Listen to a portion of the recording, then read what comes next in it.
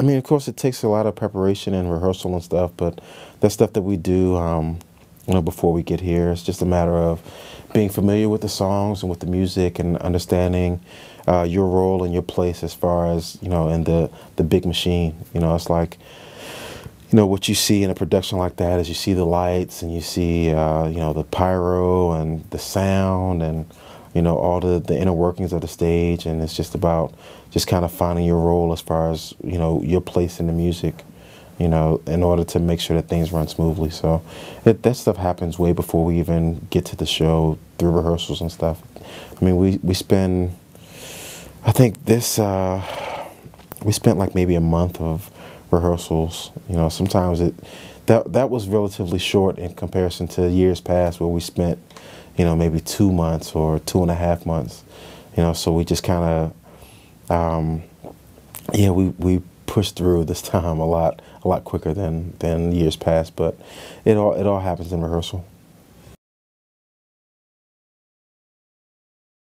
Most of the times, what they do is, like Usher's tracks, they normally come from different producers.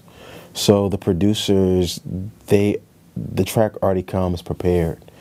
So during the show, what my job is, like I said, because it's so important to be able to recreate those sounds, it's important to have the patterns locked in that they've already, worked on. So for me, it's just about recreating those patterns. I do play with electronics on some things, just because those sounds, there's no substitute for those sounds. Like those sounds that's the record.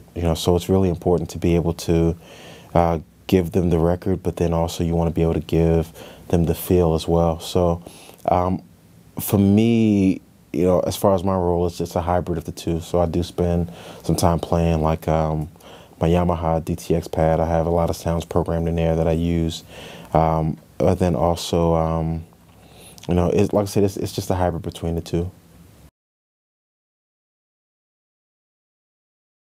That music in particular, like I'm allowed to be very creative and expressive, but it's mostly in certain areas or certain sections, so I wouldn't be able to just kind of play solos like throughout the whole gig, but there's plenty of space that they allow me to be creative and during certain songs. Like if you were to take a recording of the last 50 shows we did and you put them all in Pro Tools and you solo the drums, you would be able to see in this particular section on every single song, I'll take the same exact spots. Now what I play may be different, but the spots are the exact same, and that's just the way that the music was created and designed when we got into arranging it as far as like, for the live situation.